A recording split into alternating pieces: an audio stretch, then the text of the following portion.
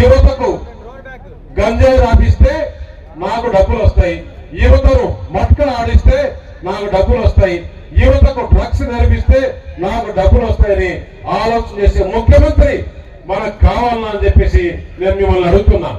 యువతకు ఈ రోజు గంజాయికి డ్రగ్స్ కు బానిస చేస్తున్నాడు. ఇంకో పక్క ఏమంటాడు, మనతో దేవుడున్నాడు అని చెప్తున్నాడు.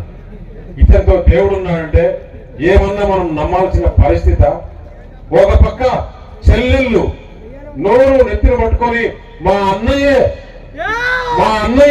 మా నాన్నని చంపాడు, మా అన్నయ్య మా నాన్న చంపాడు, ఏ విధంగా చంపాడు, ఏ విధంగా చేశారని నిన్న సునీతమ్మ గారు మొత్తం క్లియర్ గా అన్ని ఎవిడెన్స్ తో సిబిఐ ఎవిడెన్స్ తో చెప్పిస్తే అది మొత్తం వైరల్ అయింది. వైరల్ అయిన తర్వాత పబ్లిక్ లో ఒక డిస్కషన్ వచ్చింది. దానికి చెప్పారంట ఈ ఐపాక్ లో ఒక ఋషి అని ఉన్నాడు.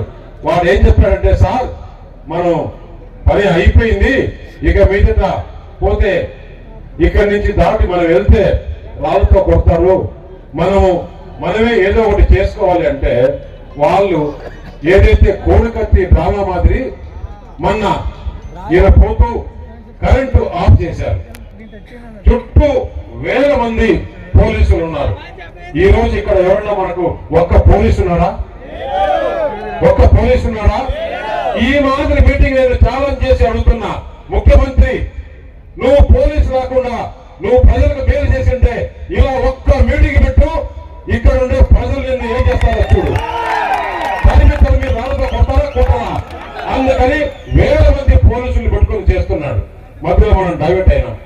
నమోదు అయ్యింది 2% లోపలే, అంటే 18 నుంచి 23 సంవత్సరాల లోపల ఉండేవాళ్ళు. మన అనకాపల్లి నర్సీపట్నంలో మాత్రం దాదాపు 10% యువత ఓటర్స్ నమోదు చేసుకున్నారు. అంటే ఎంతమంది యువత ఉన్నారో చూడండి. 18 సంవత్సరాల నుంచి 40 సంవత్సరాల వరకు ఉండే యువత దాదాపు 50% ఉన్నారు. ఇంత పర్సెంట్ జనాభా ఏ ఉపాధి లేకుండా, ఉద్యోగాలు లేకుండా ఖాళీగా ఉంటే ఇంతసేపు అందరూ చెప్పారు. నాకు చెప్పాలంటే సైకో కన్నా ఎక్కువ. ఈ సైకో ముఖ్యమంత్రికి ఓన్లీ ఏ విధంగా డబ్బులు సంపాదించుకోవాలి, మొత్తం యావత్ ఆంధ్రప్రదేశ్ లో ఉండే డిస్కవరీస్ అన్ని అతనివే. అతను తీసుకొని షాపులన్నీ కూడా ప్రభుత్వం పేరుతో అతనే నడుపుకుంటున్నాడు.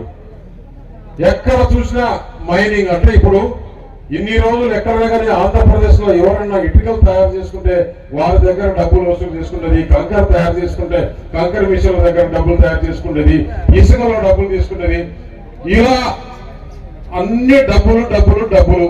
సాయంత్రం లేచినప్పటి నుంచి డబ్బులే.